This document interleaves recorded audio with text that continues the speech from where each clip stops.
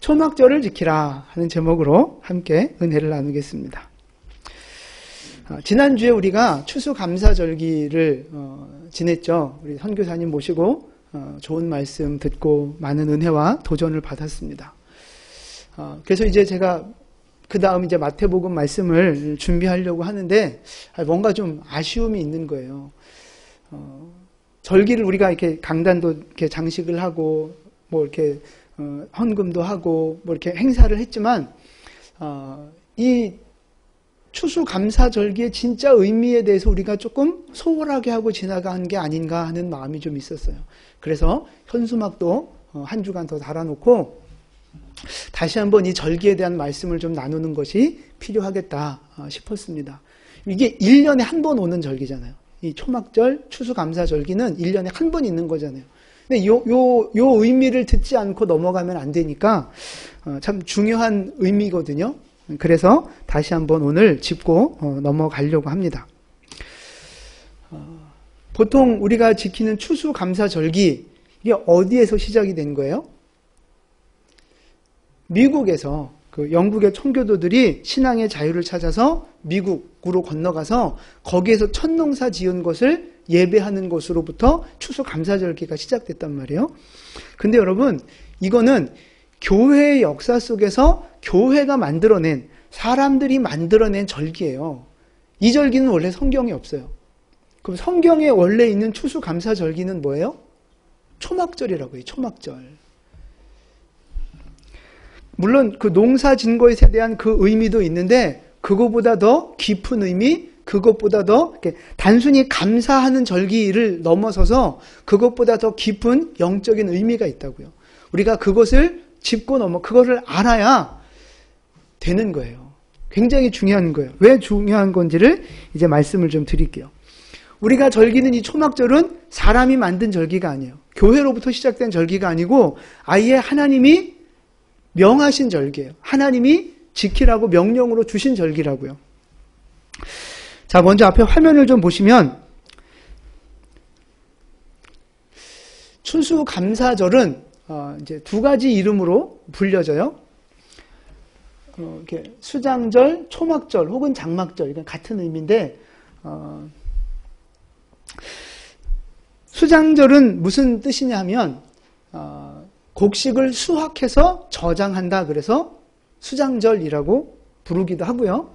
또 초막절이라고도 부르는 이유는 그 나뭇잎이나 풀이나 이제 이런 그것을 갖다가 그 임시 거처를 만들어서 생활을 하거든요. 그래서 초막절이라고도 하는 거예요. 제가 이거 한 3년째 반복하고 있는 거예요.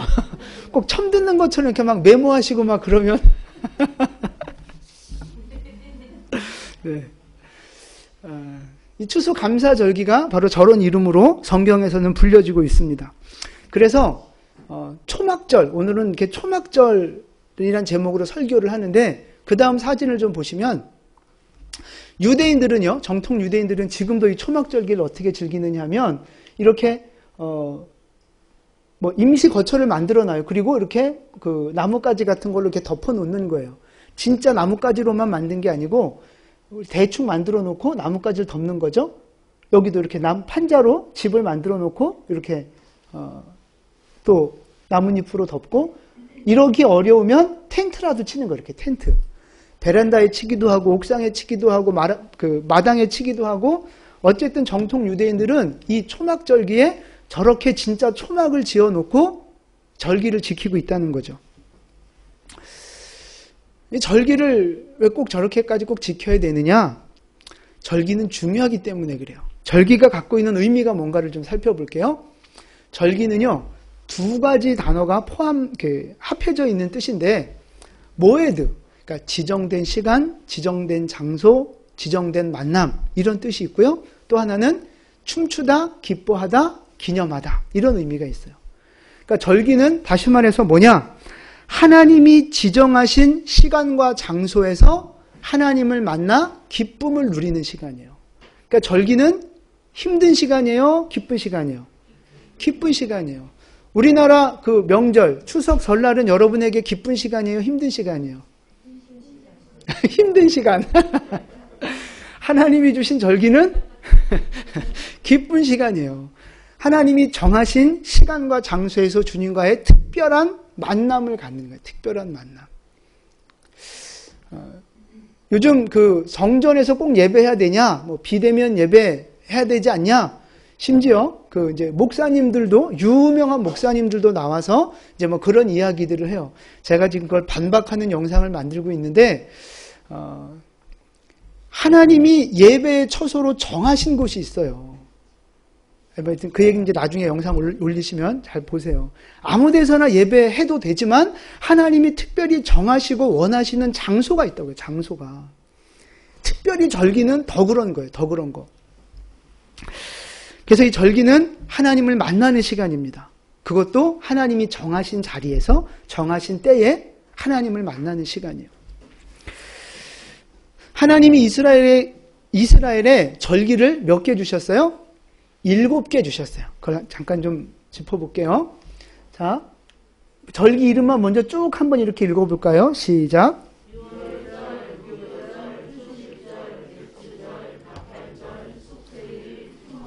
네, 이 7개의 절기가 있는데 6월절은 언제 생긴 절기예요? 그죠? 출애굽할 때 어린 양을 잡아서 그 피를 바르고 이렇게 출애굽을 했잖아요. 그걸 기념하는 절기예요. 무교절은요?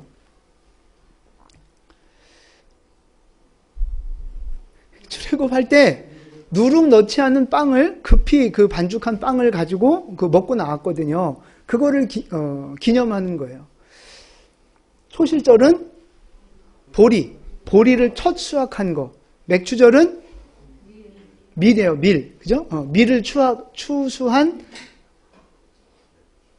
추수감사주일이죠. 그 다음에 나팔절은 뭐 하는 절기예요? 나팔 부는 절기. 병나팔 아닙니다. 네. 나팔 부는 절기. 그 다음에 속죄일. 이거는 1년에 한 번 대제사장을 비롯해서 모든 이스라엘의 죄를 속하는 날이고요. 그 다음에 이제 초막절이 있는 거예요. 초막절은 1년 농사, 모든 농사를 마무리하는 1년 농사의 추수 감사절기죠. 근데 여러분, 이 7개의 절기를 하나님이 명령해서 주신 거예요. 그런데 이 각각 절기마다 영적인 메시지가 있어요. 이 절기가 보여주고자 하는 메시지가 있어요. 그게 뭐예요? 누구예요? 그렇죠. 예수님을 보여주는 절기예요. 이게 다. 이 6월절은 피 흘리고 죽으신 예수님. 아, 여기 다 써있구나. 그래서 무교절은 그 누룩은 죄를 말하는 거잖아요. 죄를 가지고 땅속에 들어가신, 죄 없는 거룩한 것을 상징하는 그 예수님. 초실절은 부활하신 예수님. 맥추절은 성령으로 교회를 세우신 예수님. 나팔절은 재림하시는 예수님. 천사장의 나팔소리와 함께 예수님이 재림하시잖아요.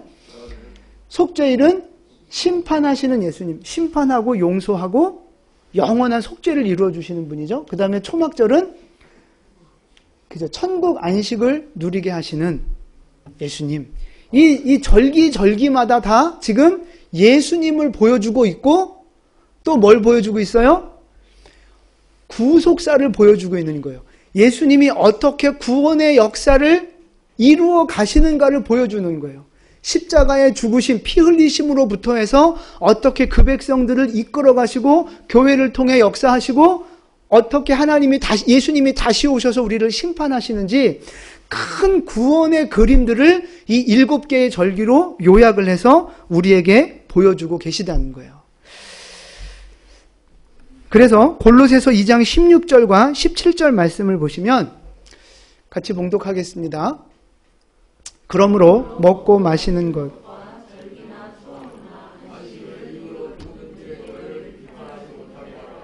이것들은 장래일의 그림자이나 몸은 그리스도의 것이니라. 아멘. 아까 그 절기들, 여기 절기, 초하루, 뭐 안식일 이런 거 다 구약에 나와 있는 이 절기들은 제사들은 다 뭐라고요? 그림자예요. 그림자. 여기 장래일의 그림자예요. 그럼 본체 몸은 뭐예요? 예수님이요. 그러니까 이 절기들, 제사 방법이나 절기들이나 이것이 다 보여주고자 하는 거는 예수님을 보여주고자 하는 거예요. 실체가 예수님이고 그냥 모델로, 모형으로 보여주는, 그림자처럼 보여주는 것이 바로 구약의 절기다. 그런 것입니다. 그래서 저 이 절기의 순서를 따라서 하나님께서 구원의 역사를 이루어 가시잖아요. 구속사를 완성시켜 가시잖아요. 그래서 저 절기를 다른 말로 뭐라고 부르느냐 하면 하나님의 시간표라고 부르는 거예요. 하나님의 시간표. 그래서 이 절기는 굉장히 중요한 의미가 있는 거예요. 그래서 어떤 분들은 그렇게 얘기해요. 구약의 절기를 지금도 지켜야 된다. 저쪽에 있는 교회에서 그런 얘기 하잖아요. 이단 교회에서.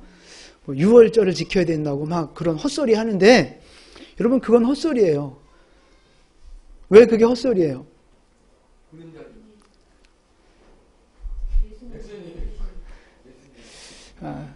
이미 구약의 모든 제사와 절기는 예수님이 완성시키셨어요. 히브리서 9장 말씀입니다. 히브리서 9장 12절 함께 봉독하겠습니다. 염소와 송아지의 피로 하지 아니하고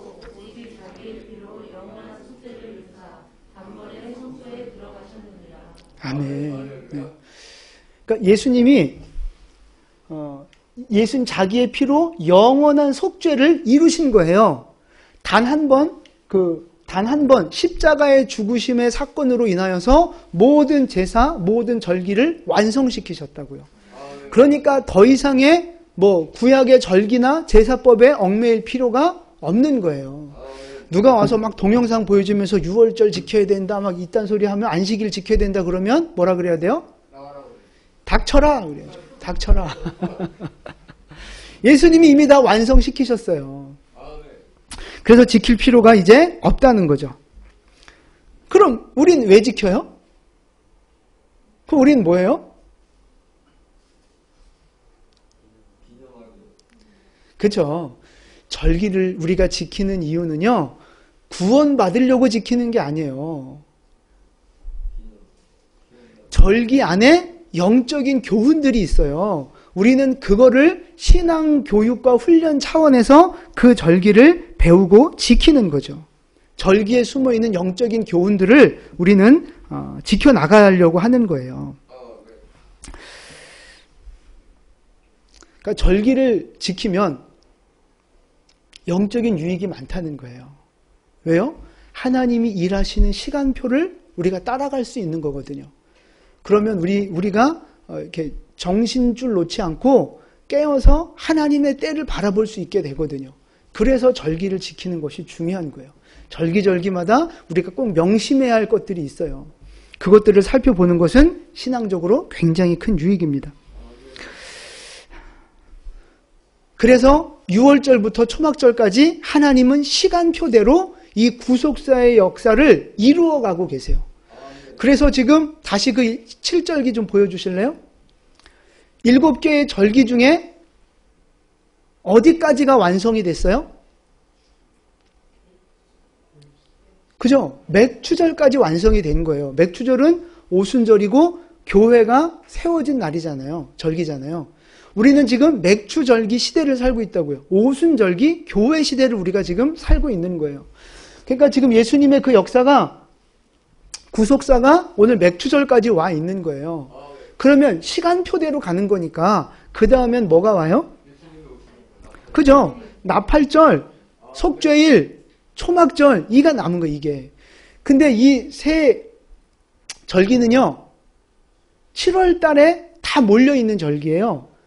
15일 근간에, 20일 안에 다 몰려있는 절기라고요. 요거는 어찌 보면 덩어리, 그냥 한 덩어리로 봐도 되는 거예요. 그러니까 나팔절, 천사장들이 나팔 불면서 예수님이 오셔서 마지막 심판을 하시고 우리를 영원한 안식으로, 천국으로 우리를 이끌어 가시는 거죠. 이제 그게 남았다고요, 그게. 그러니까 이 초실절 절기가 제일 완성되는 절기잖아요. 사실 마지막 절기고 구속사를 완성하는 절기잖아요. 우리가 지금 그걸 눈앞에 두고 있다는 거예요, 그거를. 이 초막절이 언제 와요? 그렇죠. 우린 모르죠. 언젠진 모르지만 멀지 않았다는 거예요. 멀지 않았다. 저 하나님의 시간표를 보면 이제 우리에게 곧 나팔 소리가 들릴 거고 주님의 다시 오심을 보게 될 거고 영원한 안식으로 우리는 들어가게 될 것입니다. 그러니까 이 마지막 절기 초막절을 우리가 지금 맞이하면서 어떻게 신앙생활 해야 돼요? 그죠? 잘 해야 돼요. 바짝 긴장해서 잘 해야 돼요. 신앙의 본질이 뭔가, 우리가 바라보는 신앙의 방향이 뭔가, 그걸 점검하면서 다시 오실 주님 맞을 준비를 해야 된다고요. 여러분, 그게 이 초실절 절기에, 추수감사절기에 가장 중요한 핵심이에요. 그냥 이렇게 막 과일 장식하고, 뭐 찬양대회하고, 뭐 이렇게 뭐 떡해 먹고, 그게 끝이 아니라고요. 이 주님의 다시 오심을 준비하지 않으면 나머지는 다 껍데기예요. 이 절기에, 마지막 이 초막 절기에 주님의 다시 오심을 바라보는 우리 모두가 될 수 있기를 축복합니다. 옆에 분에게 인사하시죠. 주님이 다시 오십니다. 네, 주님은 금방 다시 오실 겁니다. 이 초막절을 부르는 이름이 두 개가 있다고 말씀을 드렸죠. 초막절과 수장절, 나도 헷갈리네. 초막절, 장막절 같은 거고요. 수장절, 이 두 가지 의미가 있는데, 이름이 있는데, 이름마다 강조하는 의미가 달라요. 그래서 오늘은 그걸 좀 살펴보려고 합니다. 자, 먼저 초막절. 왜 초막절이라고 부른다고요? 나뭇가지를 가지고 텐트처럼 만들어 놓으니까 초막절이라고 부르는 거예요. 근데 여러분, 이 초막절이라는 이름을 쓰면서 하나님이 강조하고 싶은 메시지, 그게 뭘까요?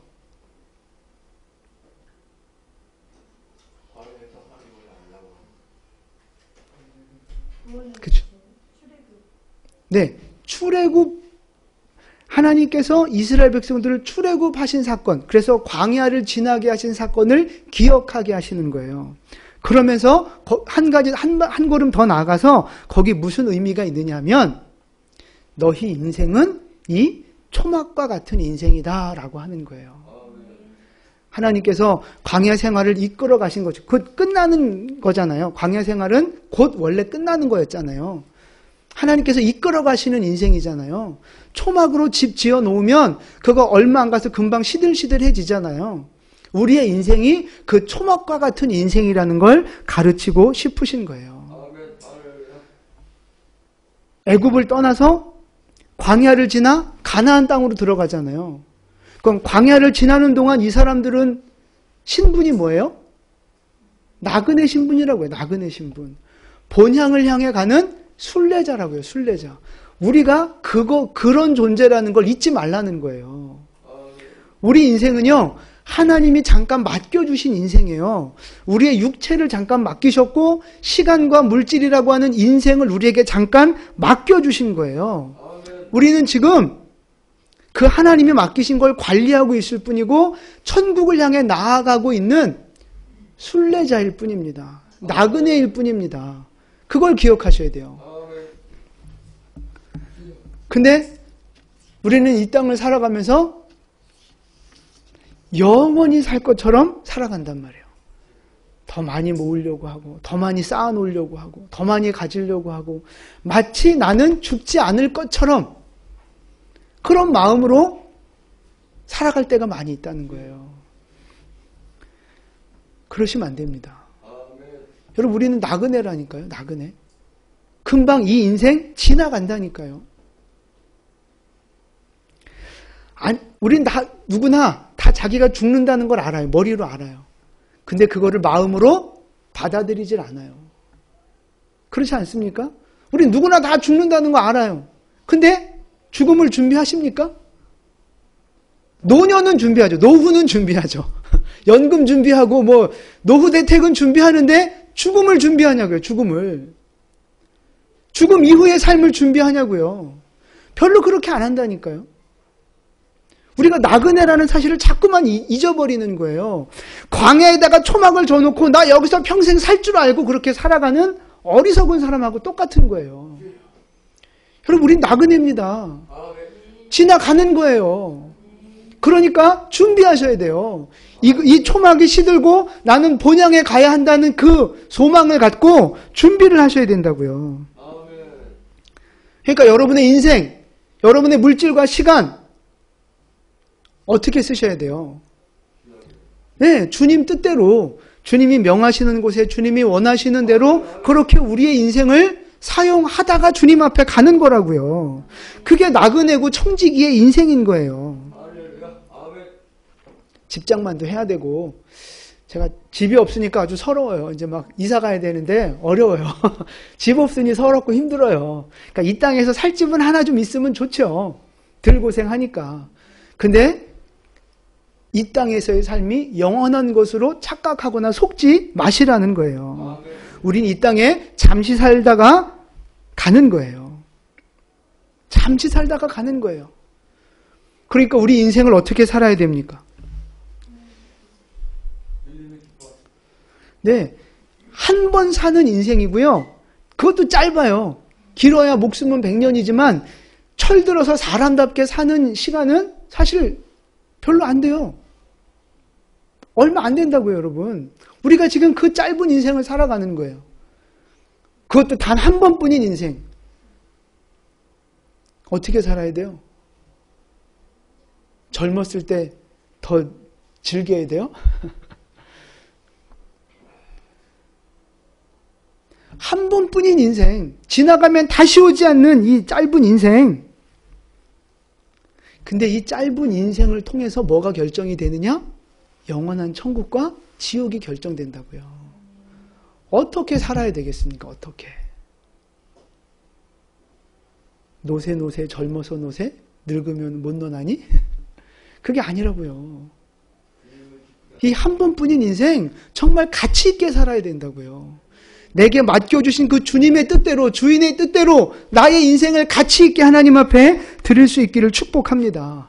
인생을 낭비하지 마세요. 시간과 물질을 낭비하지 마세요. 최선을 다해서 나에게 맡겨주신 주님의 뜻대로 우리의 인생을 충성하며 살아가시기를 축복합니다. 이 초막절기에 우리가 그걸 회복해야 된다고요. 그 마음을, 그 믿음을. 이 초막절기에 우리가 그걸 다시 회복하지 않으면 이 절기는 헛거예요, 헛거.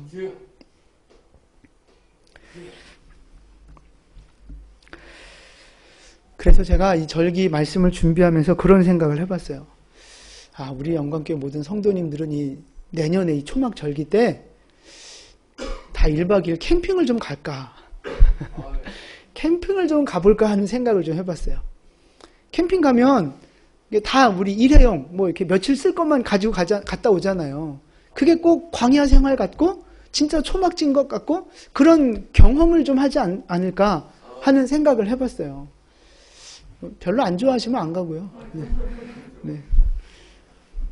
진짜 또 진짜 가려면 또 복잡해지긴 하는데, 하여튼 그런 뭔가 좀 실제 눈에 보여지는 실물 교육, 실물 이벤트가 좀 필요하지 않을까 하는 생각을 해봤어요. 뭐 교회가 단체로 못 나간다 하더라도 여러분 집에 뭐 텐트나 그늘막 뭐 이런 거 있잖아요. 그런 거 거실이나 베란다 하나 이렇게 쳐놓고 거기서 하룻밤 좀 주무셔 보세요. 거기에서 이 절기 때는 하루만이라도 코펠 같은 데다가 종이컵 이런 데, 일회용품 이런 데다가 좀 이렇게 좀 라면 끓여 먹으면서 그 안에서 예배를 한번 드려보세요. 가족끼리 좀, 아니 진짜 그랬으면 좋겠고요. 전 그래 보려고 그래요. 아, 우리 사모님 싫어하실래요? 아, 내가 다 치울게요. 아니, 여러분, 그러면서 그늘막 안에서, 그늘막 없으면 여러분, 그 라면 박스라도 갖다 어떻게 이렇게 대충 세워놓고 한번 해보자고. 그래서 그 안에서 예배를 드리는 거예요. 그러면서 고백하는 거죠. 아, 이 텐트가 내 인생이구나. 내 인생, 금방 지나가는 인생이구나. 진짜 내 집은 천국에 있구나. 이걸 가족끼리 한번 고백하시고 나눠보세요. 그냥 이렇게 절기, 그냥 이렇게 교회에서 무슨 행사하고 지나가는 것보다 저는 더 큰 은혜와 더 큰 교육의 시간이 되리라고 믿습니다. 여러분, 지난주에 우리 강단 장식하시고 음식하시고 하느냐고 돈도 쓰시고 헌신도 많이 하시고 이렇게 수고들 하셨잖아요. 근데 이 영적인 본질을 놓쳐버리면 큰 의미가 없는 거예요. 그래서 제가 말씀을 다시 드리는 거예요.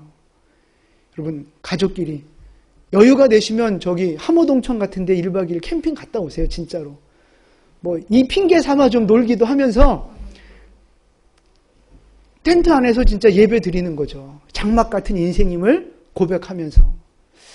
하여튼 이 초막절기가 우리에게 이 초막절의 본질이 회복되는 그런 축복의 시간이 되기를 축복합니다. 아멘. 자, 두 번째, 수장절이라는 이름으로 우리에게 주시는 은혜가 있어요. 추수한 곡식을 저장한다 그래서 수장절이라 그래요. 수장절이 강조하는 영적인 의미는 무엇일까? 영원한 안식과 잔치입니다. 잔치. 천국 잔치. 7개 절기 중에서요, 가장 풍성하고 가장 기쁜 절기, 그게 언제예요? 이 수장절이라고요. 초막절. 우리도 그렇잖아요. 우리나라도 절기가 있지만 가장 먹을 게 풍성한 절기가 언제예요? 추석이잖아요. 추석. 마찬가지예요. 그래서 이 초막절은, 수장절은요, 아주 풍성한 잔치를 벌이는 그런 절기라고요. 근데 여러분 보세요. 우리도 천국 가면 뭐가 열려요? 천국잔치 열리잖아요. 천국잔치. 그게 무슨 잔치예요? 혼인잔치라고 말씀드렸잖아요. 신랑은 예수님, 신부는 교회. 우리가, 교회된 우리가 신부라고요. 그래서 우리가 천국 가면 거기서 혼인잔치가 열린다고요. 축제가 열린다고요. 그러니까 이 수장절을 지내면서 우리가 생각하고 준비해야 되는 게 뭐예요? 신부로서의 준비를 해야 된다고요. 신부로서의 준비.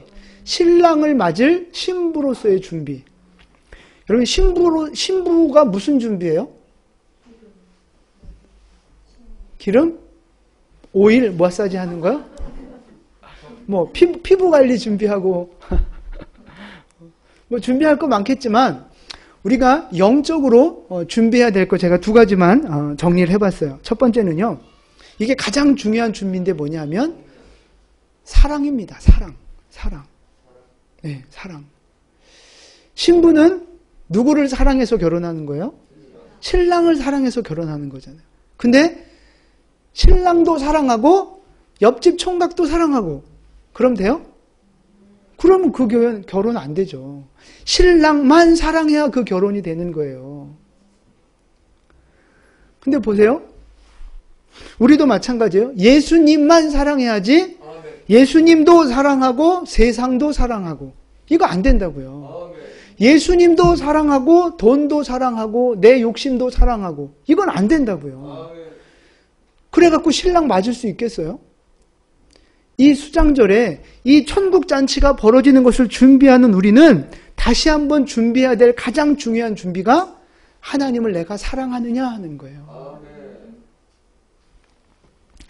예수님이 말씀하셨잖아요. 내 마음을 다하고 목숨을 다하고 뜻을 다해서 주 너의 하나님을 사랑하라. 이 사랑 없는 결혼 안 되잖아요. 예수님 사랑하지 않고 천국에서 영원히 살고 싶어요? 살겠어요, 그게? 예수님을 사랑하는 사람이 천국에서 영원히 행복하게 사는 거죠. 예수님 사랑하는 여러분 되시기를 축복합니다. 아멘. 이전보다 더. 아멘. 세상의 그 무엇보다 더. 아멘. 예수님만 사랑하시기를 축복합니다. 아멘.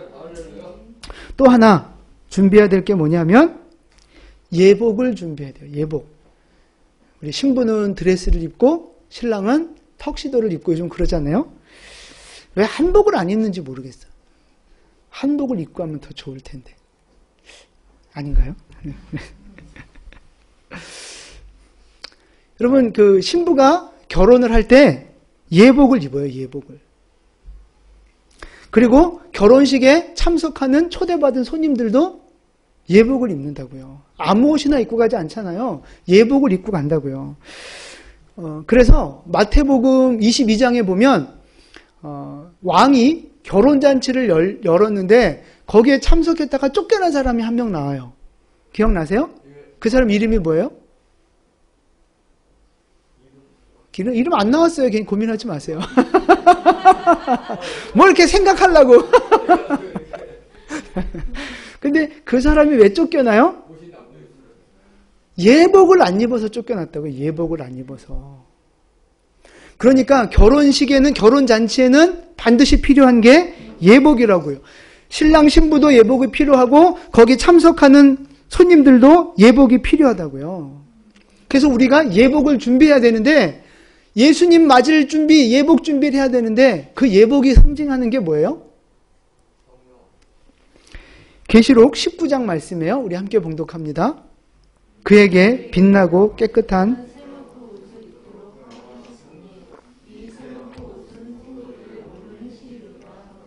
아멘. 자, 저 세마포 옷이 예복을 말하는 거예요. 뭘 상징한다고요? 성도들의 옳은 행실, 올바른 행실. 예수님의 자녀들은요, 그러니까 예수님 믿는 우리 성도들은요, 올바른 행실로 살아야 되는 거예요. 올바른 행실. 의로운 삶의 모습. 이것이 바로 우리가 갖추어야 할 예복이라고요. 예수님 믿는다고 하면서 법도 안 지키고 사람들한테 손가락질 받을 만한 그런 좀 품행이 나쁜 모습으로 살아가고 그러면 안 된다고요.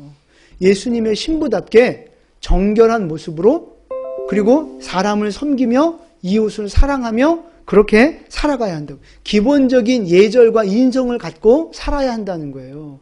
그게 우리가 신부로서 준비해야 할 예복입니다. 예복.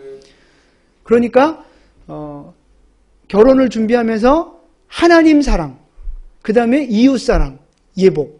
이 두 가지 준비가 반드시 필요한 거예요. 이 수장절에 우리가 그걸 다시 점검해야 되는 거죠. 내가 신부로서 준비되어졌는가? 내가 예수님의 신부로서 예수님만 사랑하고 있는가? 예수님의 신부다운 그런 아름다운 행실로 내가 지금 살아가고 있는가? 혹시 사람들한테 욕먹을 짓, 손가락질 받을 짓 하며 살아가고 있지는 않는가? 점검해 보셔야 된다고요. 여러분 안에 신부답지 못한 모습이 있을 수 있어요. 예수님의 신부답지 못한 모습. 세상을 더 사랑한다거나 아니면 여러분의 어떤 인성이나 인격이나 성격이나 나쁜 습관들이나 이런 신부답지 못한 모습들, 버려야 할 모습들이 여러분 안에 있을 수 있어요. 이 수장절기에 그거를 끊어 버리셔야 돼요. 그리고 새롭게 출발하셔야 된다고요. 생각해 보십시오. 지금 여러분 안에 있는 신부답지 못한 것이 무엇이 있습니까? 오늘 저녁에 집에 가셔서 가족들하고 한번 나눠보십시오. 내가 버려야 할 신부답지 못한 버려야 할 모습이 무엇인가? 그래서 여러분 예수님 믿는다고 말로 그냥 그치는 것이 아니라 예수님을 더욱 사랑하고 예수님 닮아가는 거룩한 신부의 모습으로 이 수장절을 잘 보내실 수 있기를 축복합니다. 그래서 이 절기를 통해서 우리가 다시 새롭게 되는 거예요. 이 절기를 지내면서 악하고 연약한 모습들 끊어버리고 다시 한번 성장하는 모습으로 성숙하는 모습으로 전진해 나아가는 거예요. 그게 절기를 지키는 데 의미가 있는 거라고요.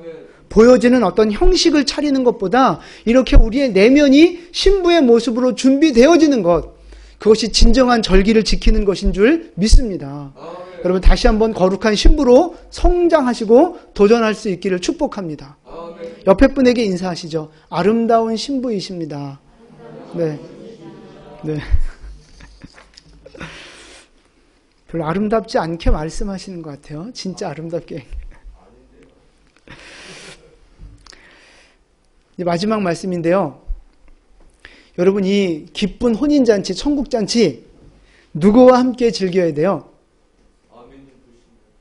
자, 오늘 본문 14절 말씀입니다. 신명기 16장 14절 함께 봉독합니다. 절기를 지킬 때에는 내 성중에 거주하는 레위인과 객과 고아와 가부가 함께 즐거워하되. 아멘. 우리 가족만, 우리 친척들만 부르는 게 아니에요. 그 마을에 있는 사람들을 다 초대하라는 거예요. 레위인부터 시작해서 지나가는 나그네, 고아와 과부들, 그러니까 대접받지 못하는 사람들, 초대해봐야 뭐 이득 없는 사람들, 그 잔치에 초대받을 자격이 없는 사람들, 그러니까 남녀노소 지위 고하를 막론하고 이 천국 잔치 때는 다 불러들여서 함께 음식을 나누며 기뻐하라는 거죠. 그러니까 요즘 결혼식 문화로 얘기를 하면 축의금 안 내도 식권 줘라 이런 얘기예요. 요즘은 봉투 줘야 식권 이렇게 교환해 주잖아요. 천국 잔치는 그게 아니라는 거예요. 그냥 다 불러서 함께 나누라는 거죠. 풍성하게, 기쁨으로. 왜 그래? 왜 이렇게 하라고 말씀하세요? 네. 모든 사람들을 사랑으로 구원하길 원하시는 하나님의 사랑인 거예요, 그게. 그게 하나님의 마음이고 사랑인 거라고요. 그 민수기 29장에 가면 이 초막절 절기를 어떻게 제사를 드려야 하는지에 대한 설명들이 자세하게 나와요. 그때 이 7일 절기를 지키는 동안 숫송아지를 제물로 드리는데, 매일 드리는데 전부 다 합치면 몇 마리를 제물로 드리느냐면 70마리 숫송아지를 제물로 드립니다. 70마리. 많이 드리죠? 그런데 왜 70마리를 드리라고 하셨을까요? 그 창세기 10장에 가보면 노아가 그 대홍수가 끝나고 나서 자녀 셋이서 이제 이렇게 자손들을 낳고 퍼져가는 장면이 나오거든요. 창세기 10장에. 근데 거기에서 그 노아의 후손들이 이름이 몇 명이 나오느냐 하면 70명이 나오는 거예요. 70명. 그래서 온 열방에 퍼져가는 70족속을 상징하는 거라고 보거든요. 그러니까 이 70마리의 숫송아지를 드리는 이유는 결국 그 70이 누구를 상징하는 거냐? 모든 열방에 흩어진 모든 종족들을 상징하는 거예요. 그러니까 이 초막절기에 그런 제사를 드리려 하는 거예요. 그 말은 초막절기 때, 추수할 때, 주님이 영원한 안식을 주시는 그때에 유대인들만 구원받을 것이 아니라 모든 열방이 땅끝까지 하나님의 구원과 사랑이 미치도록 하라 하는 것입니다. 바로 이 초막절기 때 하나님이 우리에게 그 말씀을, 그 사명을 주시는 거예요. 우리는 유대인만 구원받는다고 생각하기 쉬운데 아니라고요. 하나님의 마음은 모든 민족이 다 구원받기를 원하시는 거예요. 이게 초막절의 또 중요한 핵심입니다. 모든 민족이 구원받기를 원하시는 하나님의 마음. 이건 지금도 마찬가지예요. 우리도 마찬가지고요. 내가 구원받은 것에서 그냥 멈춰버리면 안 된다고요. 누가 또 구원받아야 됩니까? 내 가족, 내 이웃, 이 나라 이 민족, 또 열방의 땅끝까지 모든 영혼들이 다 구원받기를 원하신다고요. 그러니까 이 초막절기에 우리가 해야 될 게 뭐냐면요, 이 믿음의 지경을 넓히는 거예요. 그냥 내 가족만 생각하고 나만 생각하고 뭐 우리 교회만 생각하고 뭐 여기에서 이 절기 때는 땅끝까지 바라보셔야 되는 거예요. 땅끝까지 구원받을 수 있도록 우리 믿음의 지경을 넓히는 계기가 되어져야 한다고요. 그래서 지난주에 우리가 강단 장식한 과일도 우리가 다 먹지 말고 우리 태신자분들, 하나님 사랑이 필요한 분들에게 나눠드리자고 말씀을 드렸잖아요. 바로 그런 의미가 있는 거예요. 그런 의미가.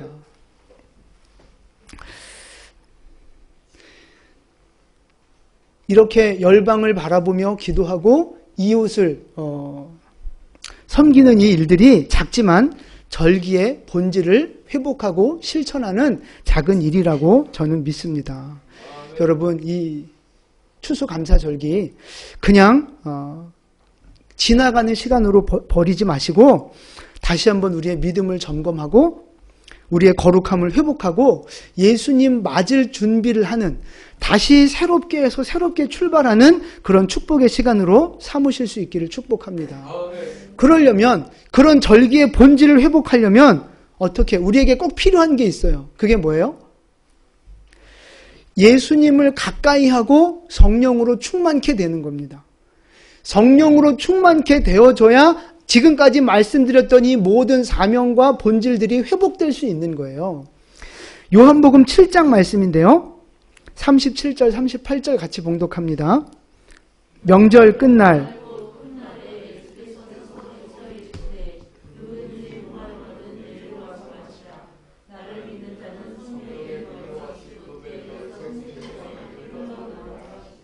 아멘. 저 명절 끝날이 바로 그 초막절 마지막 날을 이야기하는 거예요. 7일을 쉬고 마지막 날 8일째 하루 더 쉬거든요. 그날 예수님이 성전에 서셔서 큰 소리로 외치시는 거예요. 초막절기에. 뭐라고 외치시느냐? 누구든지 목마르거든 내게로 와서 마셔라. 그 배에서 생수의 강이 흘러날 거다. 누구든지 목마르거든 내게로 와서 마셔라. 주님이 부르고 계신다고요. 이 초막절기에는 우리가 뭐 해야 되느냐? 예수님께 나아가서 생수의 근원 되시는 예수님 앞에 나아가서 예수님으로 충만하게 되어져야 되는 거예요. 생수의 근원 되시는 예수님께 나아가서 성령의 충만함을 얻는 절기가 되어져야 한다고요. 그래야 열방 땅끝까지 나갈 거 아닙니까? 그래야 다른 이웃들을 섬기고 사랑으로 베풀고 그들을 구원할 수 있는 것 아니겠습니까? 이 초막절기에 우리의 믿음을 다시 회복시켜야 한다고요. 시들은 믿음, 복음의 열정을 잃어버리고 기도의 불꽃이 꺼져가고 말씀을 읽어도 말씀을 들어도 별로 감동이 없는 그런 습관으로 젖어버리는 시들어버리는 그 우리의 영혼과 믿음을 이 초막절기를 맞이해서 다시 깨우는 거예요. 다시 도전하고 다시 회복하는 거예요. 말씀의 감동을 회복하고 다시 한번 뜨겁게 기도하는 그 기도의 불을 다시 한번 지피기를 시작하는 그 출발점으로 이 초막절기를 삼으셔야 한다는 것입니다. 여러분 지금 어떻습니까? 지금 여러분 영혼 안에 이 생수의 강이 흘러 넘치고 계시느냐 하는 겁니다. 혹시 우리의 영혼이 지금 메말라 있지는 않습니까? 기도가 식어지고 말씀이 식어지고 전도에 대한 열정이 식어지고 사명이 식어지고 그냥 습관에 젖어 타성에 젖어서 그냥 그렇게 시들은 풀처럼 그렇게 신앙생활하고 있지는 않느냐 하는 것입니다.